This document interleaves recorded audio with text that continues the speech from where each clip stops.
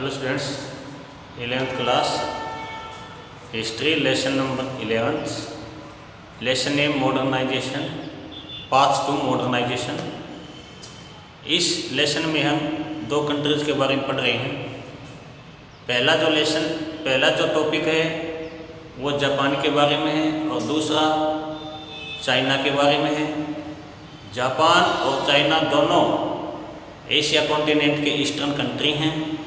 दोनों ने अपने आप को किस तरह एमर्ज किया, ये स्टोरी हम पढ़ रहे हैं। आज जापान से रिलेट कुछ टॉपिक हम करेंगे और जापान वाला टॉपिक अपना आज एंड हो जाएगा।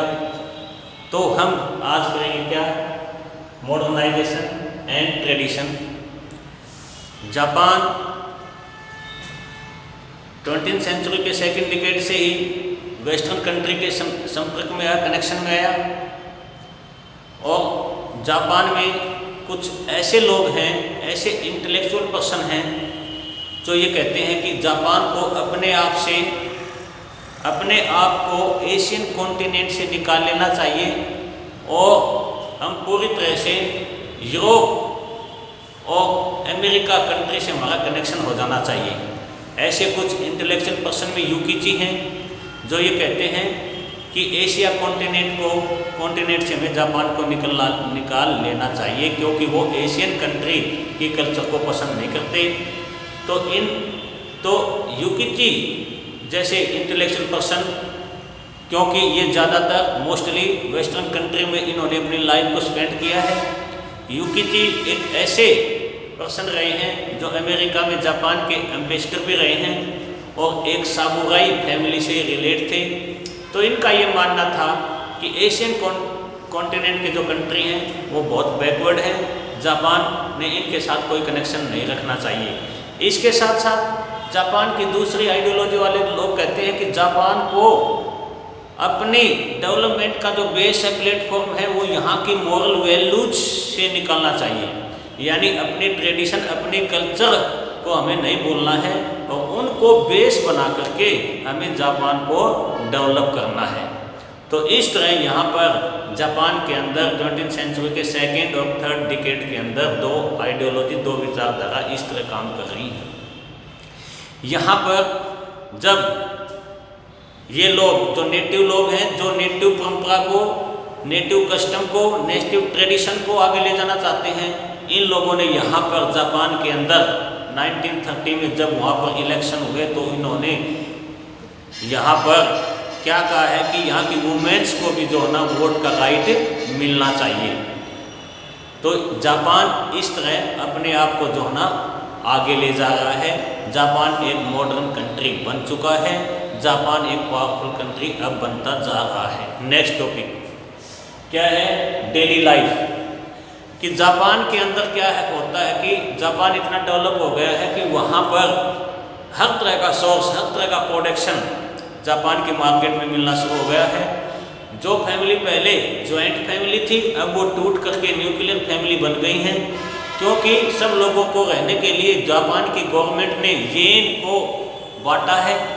बैंक सिस्टम इतना अच्छा हो गया कि लोगों को जो गवर्नमेंट सर्विस करते हैं उनको इस लोन दिया गया है और उनकी जो इंस्टॉलमेंट है वो बहुत आसान कर दी गई है, ताकि हर एक के पास अपना घर हो और वहाँ पर आसानी से वो इंस्टॉलमेंट को भी जो है ना एक आसानी से बैंक को चुकाता रहे।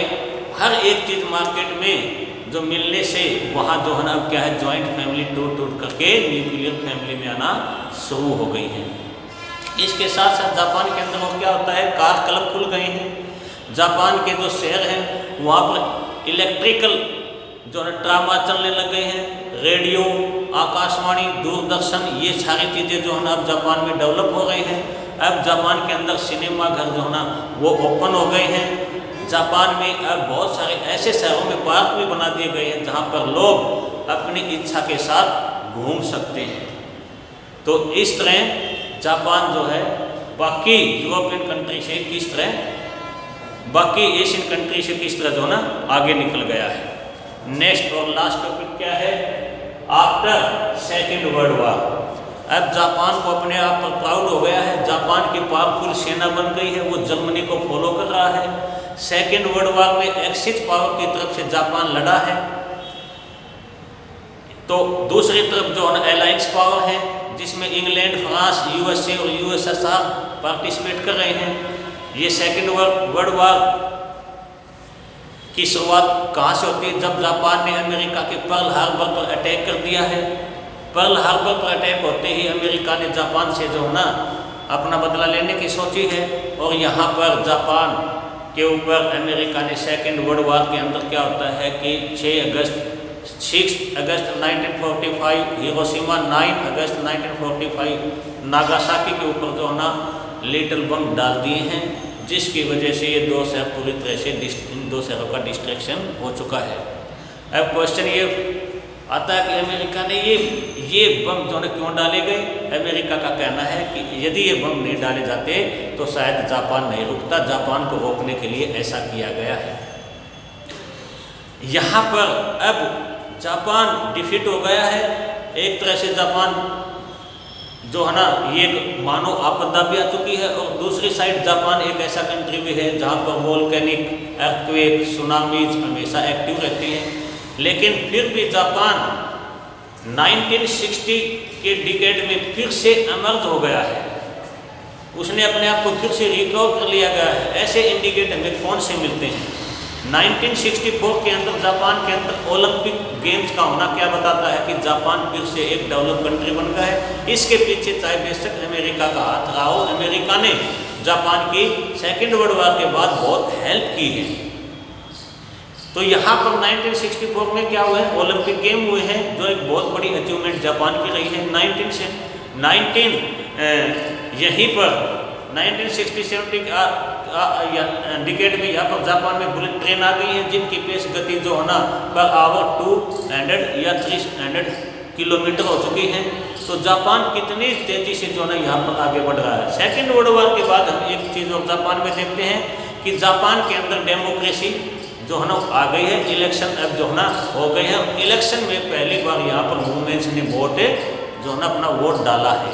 तो इस तरह जापान सेकेंड वर्ल्ड वॉर के बाद किस तरह सामने आया, जापान ने फिर से किसको, जापान के रूलर्स, जापान की ब्यूरोक्रेसी, जापान के ट्रेडर, बिजनेसमैन ने, इन सब ने मिलकर के जापान को फिर से एक बार जो है ना अमर्ज किया है, और जापान फिर वर्ल्ड की 5 पावरफुल कंट्री में जो है ना कंसिस्ट जो ना हो गया है। तो ये सब कुछ ऐसा क्यों होता है? क्योंकि जापान के अंदर जापान के लोग अपने रूलर को जो ना सन ऑफ गॉड मानते हैं, और अपने रूलर और अपने कंट्री के प्रति वो एक लॉयल्टी दिखाते हैं, एक एलिजेंसी दिखाते हैं।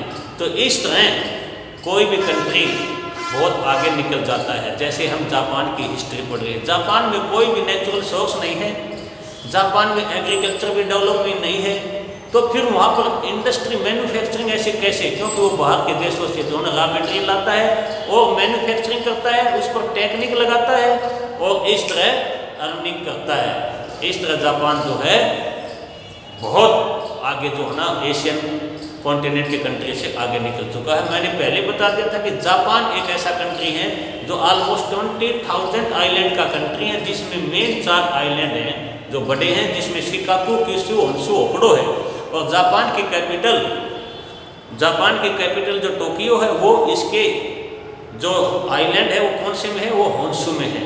तो इस तरह हमने आज जापान वाला टॉपिक का एंड किया है। Okay, thank you.